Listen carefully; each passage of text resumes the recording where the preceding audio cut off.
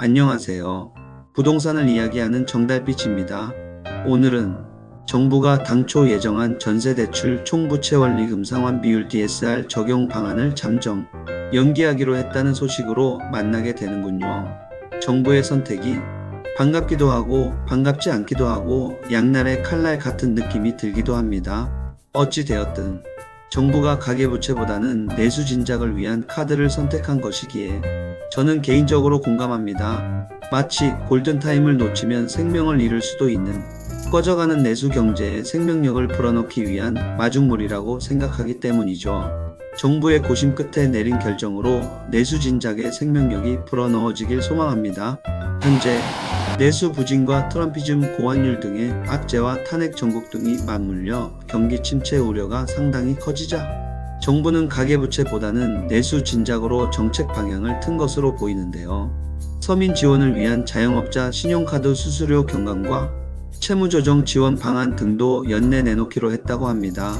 금융당국 고위 관계자는 16일 전세대출을 DSR 규제에 포함하는 기존 방안은 당분간 검토하지 않기로 했다며 가계부채 폭증 우려보다 민생 경제를 안정화하는 정책에 주력해야 할 시기로 판단된다고 밝혔습니다. DSR은 차주돈을 빌리는 사람의 연간 원리금 상환액을 연소득으로 나눈 값으로 가계부채 관리의 핵심 도구입니다.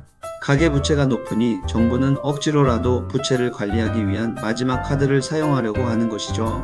현재 전세대출과 정책대출 등 전체 가계대출의 60% 이상이 DSR 적용에서 제외돼 있어서 이 때문에 정부는 가계부채 문제가 불거질 때마다 DSR 적용 확대 카드를 검토했었습니다.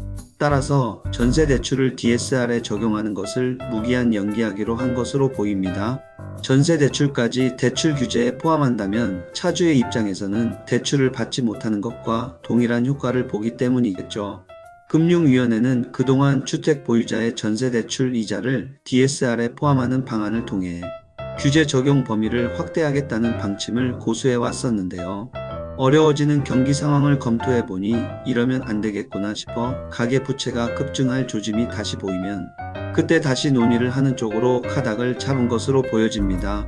또한 지방에는 수도권보다 완화한 기준을 적용하는 방안을 들여다보고 있습니다.